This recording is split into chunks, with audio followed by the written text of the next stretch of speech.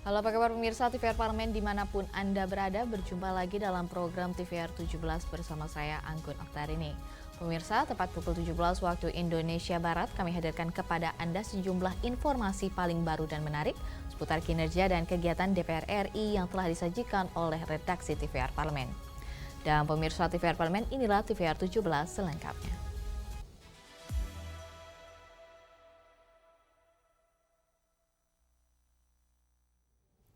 Dalam konferensi tingkat tinggi ke-15 ASEAN Parliamentary Assembly di Baku, Azerbaijan.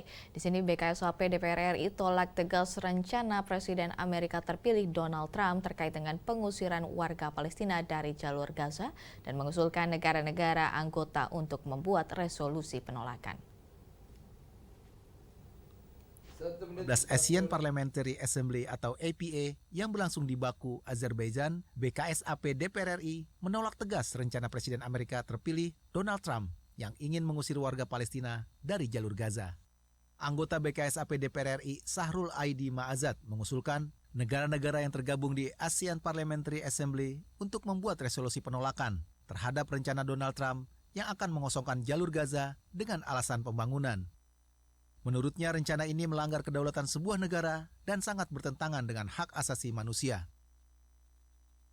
APA ini atau ASEAN Parliamentary Assembly ini membuat resolusi yang khusus tentang Palestina dan di dalam resolusi itu harus membunyikan bahwasanya anggota parlemen Asia menolak rencana Donald Trump untuk mengeluarkan penduduk Gaza dari Gaza atau penduduk Palestina dari Palestina dengan alasan apapun, mau alasan membangun dan segala macam. Karena ini adalah politik Donald Trump yang sangat-sangat tidak menghormati kedaulatan sebuah negara atau rakyat, yang sangat bertentangan dengan hak asasi manusia. Maka kita Indonesia tadi memberikan speech-nya juga mendukung apa yang disampaikan oleh Palestina, dan kita sampaikan bahwasanya ini tidak boleh dibiarkan. Kita parlemen Asia ini harus kompak.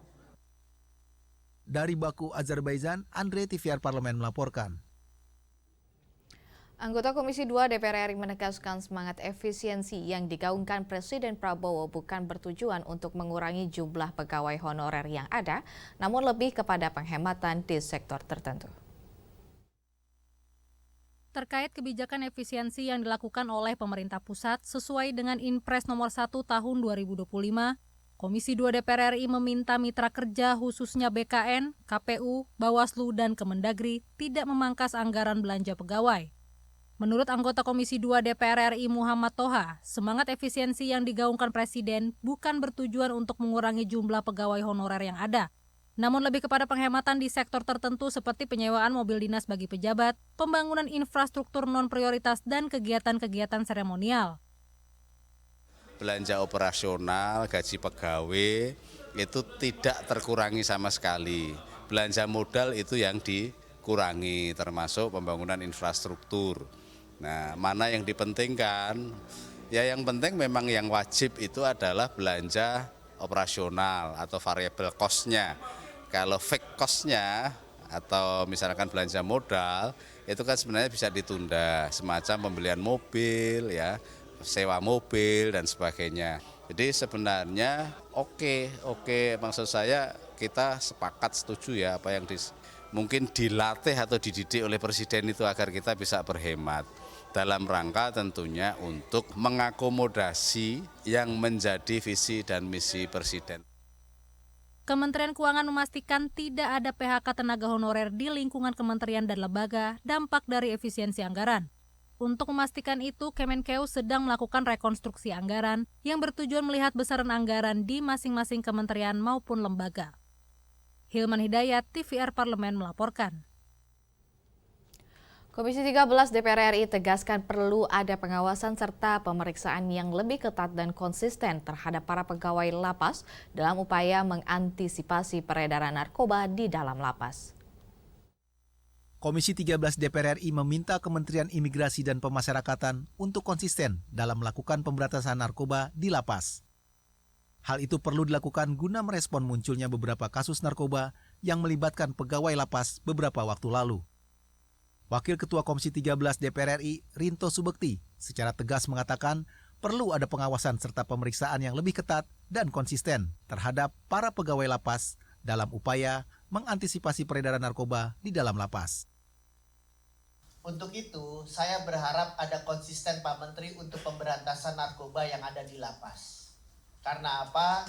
Kita ingin tentunya tidak hanya warga binaan untuk pemberantasan narkoba, tetapi juga pegawai-pegawai yang pernah kita lihat ada viral, ini juga harus tentunya dilakukan benar-benar pemberantasan narkoba. Untuk itu Pak Menteri, kami berharap adanya semacam pengecekan narkoba secara berskala yang tentunya kami berharap benar-benar lebih baik mencegah daripada harus benar-benar terjadi apa yang menjadi ketakutan kita untuk pemberantasan untuk narkoba yang ada di lapas. Mungkin itu aja pimpinan. Terima kasih. Wassalamualaikum warahmatullahi wabarakatuh. Di samping itu, Rinto mengapresiasi keberhasilan program ketahanan pangan yang dijalankan Kementerian Imigrasi dan Pemasyarakatan di semua lapas di Indonesia. Ia menilai program ini selaras dengan program Astacita Presiden, serta dapat membantu warga binaan berkontribusi positif setelah keluar dari lembaga pemasyarakatan. Dodi, TVR Parlemen melaporkan. Pemirsa, pada 22 Januari 2025, Presiden Prabowo Subianto terbitkan Instruksi Presiden Republik Indonesia Nomor 1 Tahun 2025 tentang efisiensi anggaran pendapatan dan belanja negara serta anggaran pendapatan dan belanja daerah yang cukup signifikan. Dan informasi selengkapnya akan kami hadirkan usai jeda. Tetap bersama kami di TVR 17.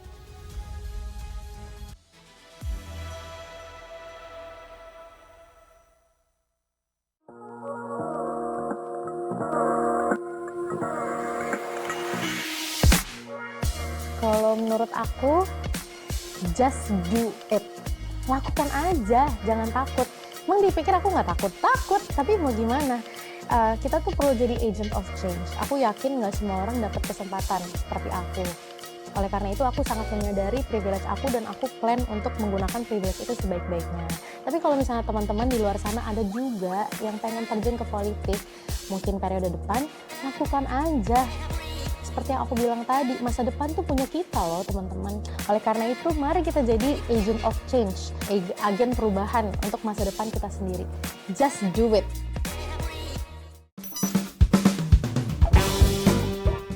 Benar atau tidak, Ketua Umum Partai Gerindra adalah Bapak Prabowo Subianto? Benar. Benar atau tidak, Hari Kartini adalah jatuh pada tanggal 22 April? Salah. Yang benar? Oke, terakhir ya, benar atau tidak, lambang dari Partai Gerindra adalah gambar kepala burung Garuda? Benar, warna kuning ya. Segera, hanya di TVR Parlemen.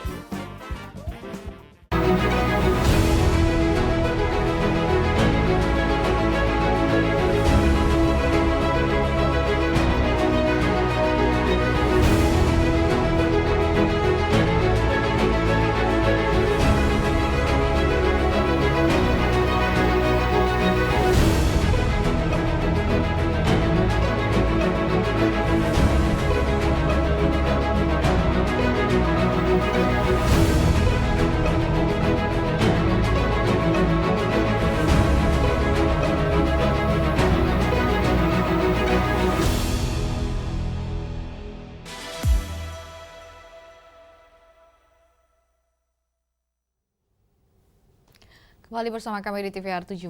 Dewan Perwakilan Rakyat atau DPR RI sejatinya mendukung langkah efisiensi pemerintah dengan catatan efisiensi itu berdampak positif bagi masyarakat luas. Salah satu catatan DPR RI adalah jangan sampai efisiensi anggaran mengganggu program yang berdampak pada lingkungan pendidikan. Pemirsa, saksikan liputan mendalam yang telah dikemas oleh tim redaksi TVR Parlemen dalam segmen editorial Parlemen berikut ini.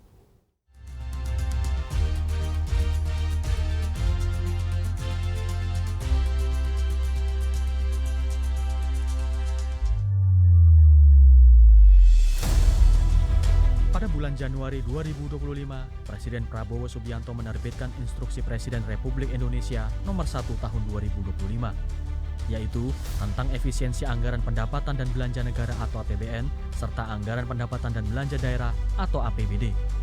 Tidak tanggung-tanggung, Presiden Prabowo bahkan meminta seluruh kementerian, lembaga, dan pemerintah daerah untuk melaksanakan efisiensi anggaran yang cukup signifikan. Bahkan, pos anggaran alat tulis kantor harus dikurangi hingga 90%. Total ada 16 pos belanja negara yang mendapat penghematan. Angka penghematannya bervariasi dari 10% hingga 90%. Pemangkasan anggaran ini diterapkan untuk 10 kementerian dan lembaga pemerintah. Beberapa di antaranya adalah Kementerian Keuangan, Kementerian Kesehatan, Kementerian Pekerjaan Umum, hingga Kementerian Pertanian.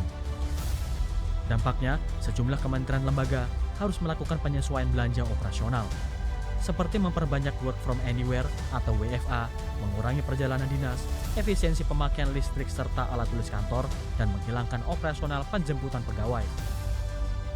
Itulah mahar yang perlu ditebus pemerintah untuk meraih target efisiensi anggaran hingga 306 triliun rupiah. Dewan Perwakilan Rakyat atau DPR RI sejatinya mendukung langkah efisiensi pemerintah. Dengan catatan, efisiensi itu berdampak positif bagi masyarakat luas. Nah, dalam hitungan-hitungan, kalau dilakukan penghematan untuk efisiensi seperti perjalanan dinas, alat-alat tulis kantor seperti itu, ATK, LTK kantor itu, dan penghematan yang lainnya itu bisa menghemat kurang lebih 360 triliun. Yang tidak berdampak sama masyarakat itu harusnya dikurangi. Begitu juga yang saya lihat ya, untuk pembangunan ATK, alat-alat yang ada di kementerian itu kan cukup besar, itu bisa efisiensi. Sewa kendaraan bisa efisien, banyak yang bisa diefisiensikan. Itu performa ini harus ukurannya jelas. Performa bagi kementerian itu sejauh mana dia astacita dan juga melayani masyarakat. Terkait efisiensi anggaran, DPR RI juga menekankan kepada pemerintah untuk menjaga keberlangsungan program yang berdampak pada lingkup pendidikan. Pelayanan maupun bantuan terkait pendidikan tidak boleh terganggu. Aspirasi dari para anggota, hak-hak para guru ini tetap menjadi prioritas. Yang kedua, hak-hak anak didik yang selama ini mendapatkan KIP, PIP, BOS dan lain-lain itu tetap menjadi perhatian. Efisiensi ini tidak mengurangi layanan. Tentu itu tidak mudah karena memang anggarannya berkurang. Nah, termasuk kemudian di Komisi 10 misalnya di pendidikan yang terkoreksi 8 ditambah 22 triliun kurang lebih sekitar 32 triliun lah. Kami sudah nyampaikan ke Kementerian Dikdasmen maupun ke Kemendikbudristek bahwa itu jangan sampai mengganggu pelayan publik terkait kebutuhan dasar. Misal bantuan sekolah, PIP, KIP untuk yang kuliah, sarana prasarana, peningkatan kompetensi guru. Itu tidak boleh, dikurangi Rp1 pun tidak boleh terkurang. Karena apa? Karena ini menyangkut bagaimana kita memastikan pelayanan pendidikan itu tidak turun. Di tengah potensi cuaca ekstrim dan bencana alam, pemerintah diminta untuk meninjau kembali efisiensi anggaran terhadap Badan Nasional Penanggulangan Bencana atau BNPB. Pemangkasan anggaran dikhawatirkan dapat mengurangi kemampuan penanganan bencana, mulai dari pemberian bantuan, mitigasi, hingga sistem peringatan dini di berbagai daerah. Padahal, BNPB mencatat jumlah bencana di Indonesia terus meningkat hingga 2.000 kasus pada tahun 2024. Dari anggaran yang telah kita tetapkan sekitar 1.427 miliar itu, dengan pemangkasan ini itu hanya nyisa sekitar 620 miliar. Sesuatu yang sangat tidak rasional untuk lalu BNPB bisa optimal mengatasi bencana. Penghematan anggaran atau mengurangi pembelanjaan yang tidak perlu pada dasarnya merupakan hal positif. Artinya, anggaran yang dihemat dapat dialokasikan untuk urusan strategis dan lebih krusial, utamanya program yang bersentuhan langsung dengan kepentingan rakyat.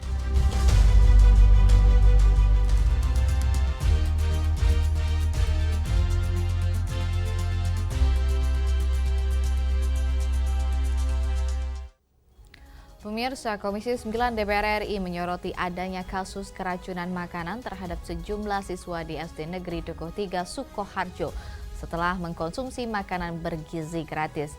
Kami akan hadirkan informasi selengkapnya, tetap bersama kami di TVR 17.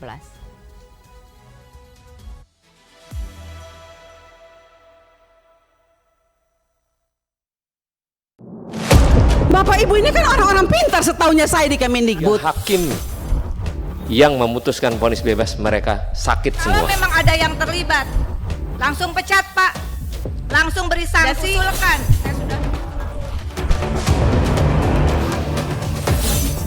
Saksikan dari ruang sidang hanya di TVR Parlemen.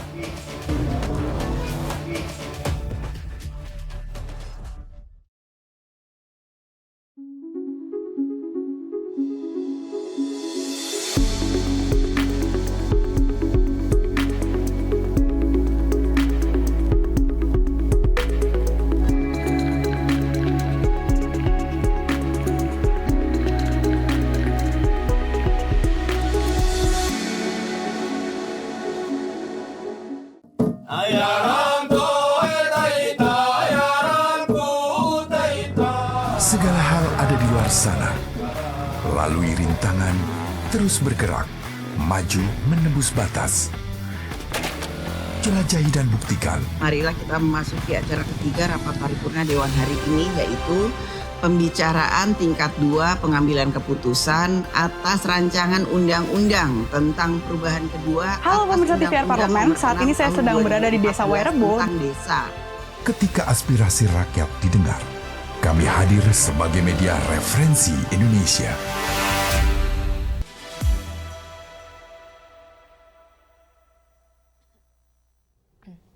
Kembali bersama kami di TVR 17. Kasus keracunan makanan di SD Negeri Dukuh 3 Sukoharjo harus menjadi pelecut perbaikan agar ke depan tata kelola dan standar operasional kualitas makanan bergizi gratis dapat dipantau secara maksimal dan masyarakat pun juga diminta untuk saling mengawasi jalannya program tersebut. Untuk selengkapnya pemirsa, kita akan menyaksikan laporan rekan kami Vincent Aldi dari Gedung DPR RI Senayan, Jakarta. Baik pemirsa TVR Parlemen dimanapun Anda berada, saat ini saya sudah berada di Gedung Nusantara 2 DPR RI, di mana pemirsa pelaksanaan dari program makan bergizi gratis telah dilaksanakan dan terus akan dilaksanakan. Namun pemirsa, seiring berjalannya waktu terdapat kasus yaitu keracunan makanan yang terjadi di SD Negeri 3 di Desa Dukuh di Sukoharjo. Lantas bagaimana sebenarnya dari SOP yang telah dijalankan, distribusinya yang dilaksanakan dan juga pengawasan dari DPR sendiri. Dan kita akan bahas dengan salah satu dari wakil ketua dari Komisi 9 DPR RI, yaitu Bapak Charles Honoris. Bapak, bagaimana sebenarnya pengawasan dari DPR selama ini untuk pelaksanaan makan bergizi gratis? Ya, kami sudah mengadakan rapat beberapa kali dengan Badan Gizi Nasional dan di masa sidang ini kami akan kembali mengundang Kepala Badan Gizi Nasional untuk menyampaikan kepada Badan Gizi Nasional tentang berbagai evaluasi yang kami temukan di lapangan, baik melalui media maupun di lapangan ketika masa reses ini. Sehingga ke depan BGN bisa melakukan berbagai perbaikan dan bisa mendistribusikan makanan yang betul-betul bergizi dan bermanfaat untuk anak-anak Indonesia. Apakah sebenarnya ini ada faktor kelalaian, Pak? Ya tentunya kalau kita melihat bahwa ya perjalanan dari BGN ini kan baru kurang lebih 1 bulan ya, dan pasti tidak sempurna, belum sempurna, sehingga masih banyak ruang untuk dilakukan perbaikan, dan kami berharap masukan-masukan yang nanti kami sampaikan bisa betul-betul dijalankan sehingga ke depan BGN bisa memperbaiki sistem untuk bisa mencegah terjadinya hal-hal yang tidak diinginkan, termasuk misalnya kejadian yang terjadi di Sukoharjo kemarin yang menyebabkan 50-an anak keracunan makanan ya.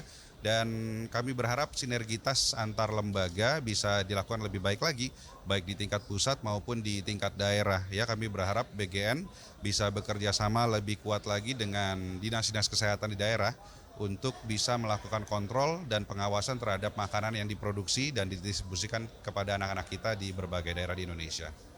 Pak, ini salah satu yang menjadi pertanyaan masyarakat juga nih Pak. Kan dari awal emang anggarannya kan lumayan, sekarang jadi menurun jadi 10.000. Apakah sebenarnya ini ada korelasinya dari penurunan ini Pak? Saya rasa kalau dari sisi anggaran tidak berkaitan dengan keamanan ya. Kalau seperti keamanan makanan dan sanitasi makanan, ini BGN harus membuat suatu sistem yang sangat ketat sehingga makanan dan apapun yang dibagikan kepada anak-anak kita bisa dipastikan aman dan layak untuk dikonsumsi. Belum lama Badan POM juga sempat mengeluarkan statement bahwa di beberapa daerah ditemukan bahan baku makanan yang tidak layak untuk dikonsumsi, yang sudah busuk gitu ya, sehingga saya menunggu ya dari BGN untuk bisa membangun suatu sistem yang lebih baik lagi, bekerja sama baik itu dengan Badan POM maupun dengan dinas-dinas kesehatan di daerah untuk memastikan bahwa dalam proses produksi maupun proses distribusi makanan ini kepada anak-anak kita, makanan ini bisa terjaga dengan baik ya, sehingga apa yang diterima oleh anak-anak kita itu bisa dalam bentuk makanan yang sehat, bergizi, aman dan masih layak untuk dikonsumsi. Pak, terakhir Pak, terkait dengan langkah pengawasan Pak, apakah nanti DPR RI akan menggaet dari pihak lain di luar? Mungkin buat partisipasi masyarakat juga dan juga bentuk pengawasan.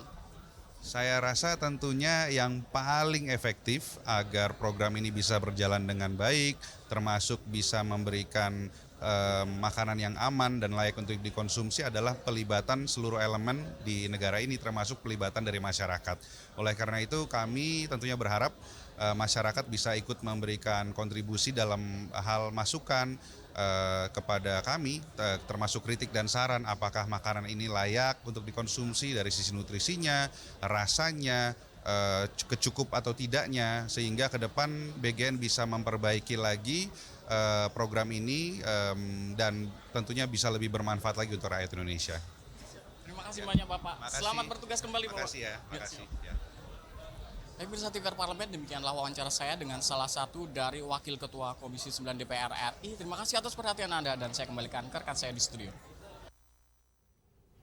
Pemirsa, selanjutnya apa saja yang menjadi sorotan di media online nasional pada hari ini? Usai jeda kami akan hadirkan, tetap bersama kami di TVR 17.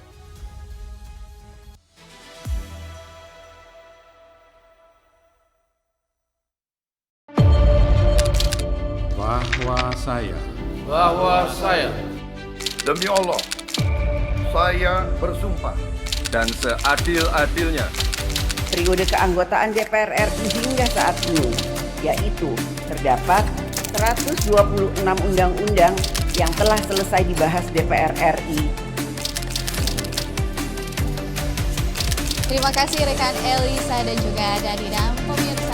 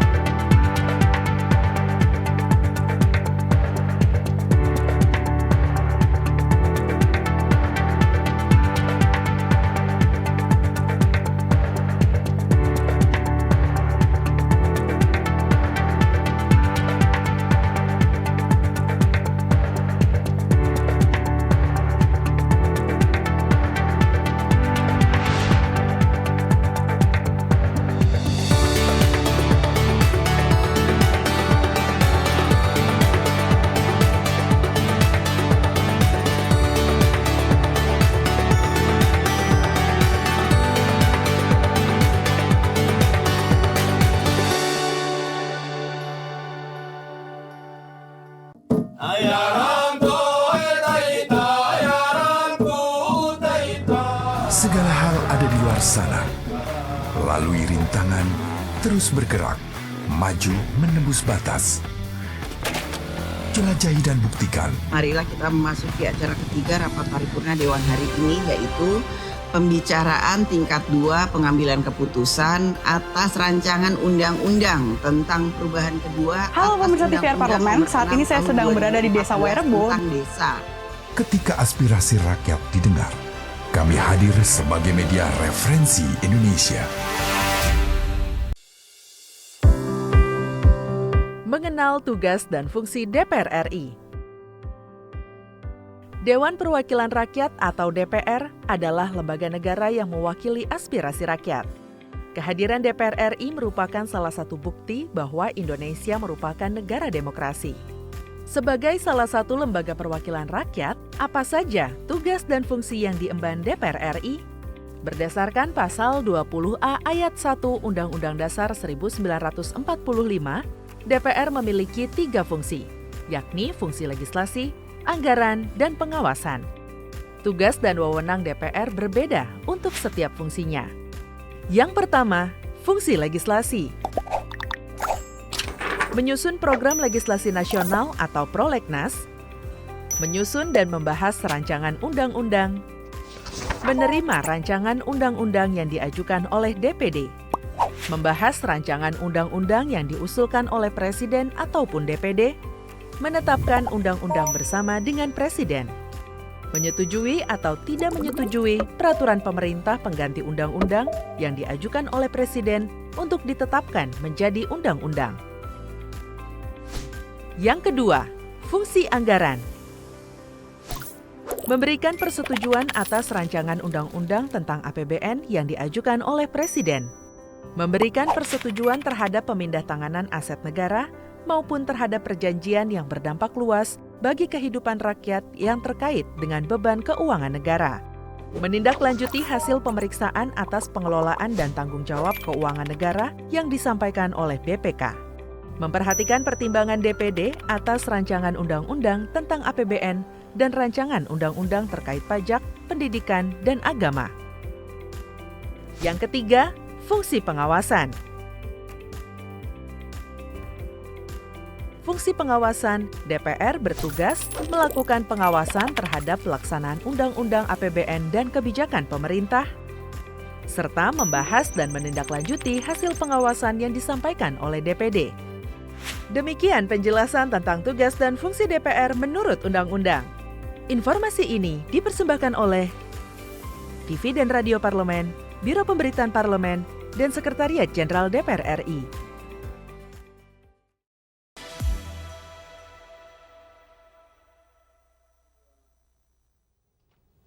Kembali bersama kami di TVR 17. Kali ini kita masuk ke segmen media online nasional dan mari kita simak isu apa saja yang menjadi sorotan media serta tanggapan dari sejumlah anggota Dewan bersama rekan kami Rini Reski.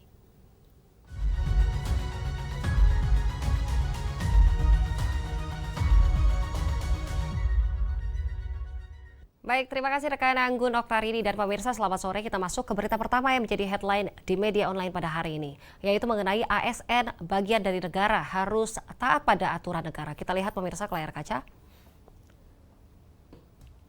Baik pemirsa, di sini Ketua Komisi 2 DPR RI yaitu Rifki Nizami Karsayuda menanggapi adanya aspirasi untuk membentuk perkumpulan baru di luar Korps Pegawai Republik Indonesia bagi para aparatur sipil negara pemirsa. Dan terkait hal ini, para ASN harus memahami bahwa dirinya bagian dari institusi negara, sehingga mau tidak mau harus taat pada aturan negara pemirsa. Dan sebagai informasi nih pemirsa, munculnya perkumpulan baru ASN di luar Korpri disebabkan karena banyak keluhan terkait Korpri yang dinilai belum mampu melindungi hak dan juga kesejahteraan para ASN. Di samping itu, Pasal 62 Undang-Undang Nomor 20 Tahun 2023 tentang ASN telah disebutkan bahwa organisasi profesi ASN di sini pemirsa memiliki berbagai fungsi, di antaranya yaitu pembinaan dan juga pengembangan profesi ASN, pendorong kesetaraan dalam penyelenggaraan manajemen ASN, serta perbaikan kesejahteraan dan juga kualitas kerja lingkungan ASN. Kita beralih ke berita selanjutnya yang juga menjadi headline di media online, yaitu mengenai rapat paripurna DPR RI yang mengesahkan rancangan undang-undang Minerba jadi undang-undang. Kita lihat kembali di layar kaca. Dan pemirsa, di sini rapat paripurna DPR RI mengesahkan rancangan undang-undang tentang perubahan keempat atas Undang-Undang Nomor 4 Tahun 2009 terkait pertambangan mineral dan juga batu bara menjadi undang-undang. Sebelumnya, Wakil Ketua Badan Legislasi DPR RI yaitu Ahmad Doli Kurnia menyampaikan di sini bahwa pembahasan rancangan undang-undang minerba dilaksanakan secara intensif, rinci dan juga cermat dengan mengedepankan musyawarah untuk mufakat pemirsa. Dan pelibatan seluruh elemen masyarakat dalam pengelolaan tambang mulai dari usaha kecil, menengah, koperasi, organisasi kemasyarakatan dan juga keagamaan diperlukan sebagai wujud demokrasi ekonomi yang inklusif. Baik, itu tadi headline di media online pada hari ini yang saya sampaikan terkait dengan ASN bagian dari negara, harus taat pada aturan negara, serta rapat paripurna DPR RI mengesahkan rancangan undang-undang minerba jadi undang-undang. Sekian dari saya, Rina Reski, kembali ke rekan Anggun Oktarini. Terima kasih, selamat sore.